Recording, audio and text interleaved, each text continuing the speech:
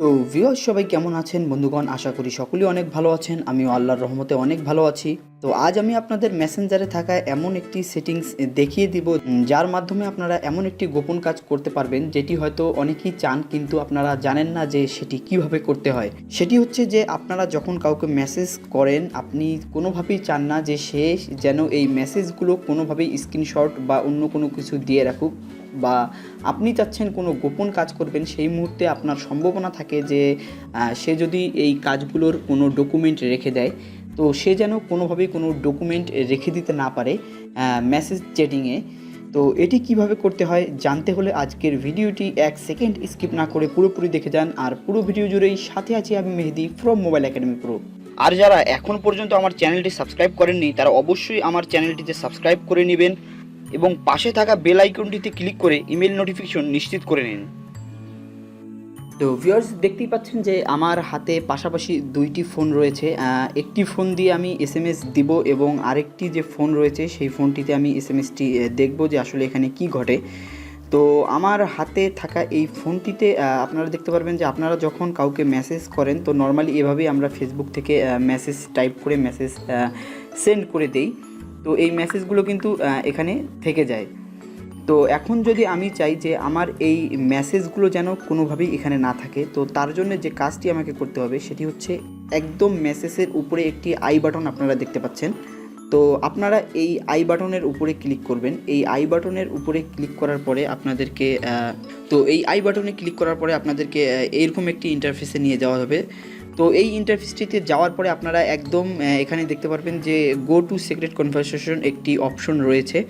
তো এই অপশনটিতে যাওয়ার পরে আপনারা যদি এই অপশনটিতে ক্লিক করেন তো আপনারা দেখতে পারবেন যে এখানে আপনাদের নতুন একটি কনভারসেশন তৈরি হয়েছে। তো এই কনভারসেশনটি যখন তৈরি হবে তখন কিন্তু আপনি যার সঙ্গে চ্যাটিং করছেন সে কিন্তু বুঝতে পারবে না যে এটি সম্পূর্ণই নতুন একটি কনভারসেশন। তো এখানে একটি টাইমার অপশন দেখতে পাচ্ছেন। তো আপনারা যদি এই টাইমার অপশনটিতে ক্লিক করেন, এই টাইমার অপশনটিতে ক্লিক করার পরে এখানে দেখতে পাচ্ছেন 5 সেকেন্ড, 10 সেকেন্ড, বিভিন্ন সেকেন্ড দেওয়া আছে।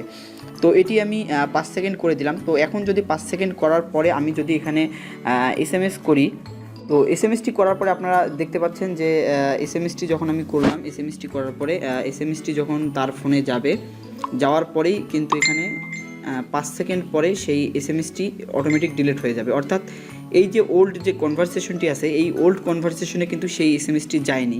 এই এসএমএসটি গিয়েছে, দেখুন নতুন একটি কনভারসেশন তৈরি হয়েছে সেখানে, এবং সেখানে কোনো কিন্তু মেসেজ দেখাচ্ছে দেখেন আর 1 সেকেন্ড, এবং সেটি ভ্যানিশ হয়ে গেল। তো এইভাবে যদি আমি আরও তাকে এসএমএস করি আপনারা দেখতে পারবেন যে সেই এসএমএসটি যাচ্ছে এবং এসএমএসটি কিন্তু 5 সেকেন্ড পরে অটোমেটিক ডিলিট হয়ে যাচ্ছে এবং তার কাছে থাকছে না। তো এখন যদি আপনি আবার নর্মাল কনভারসেশনে যেতে চান তো তার জন্য আপনাকে যে কাজটি করতে হবে সেই কাজটি হচ্ছে আপনাকে এই আই বাটনের উপর আবার ক্লিক করতে হবে।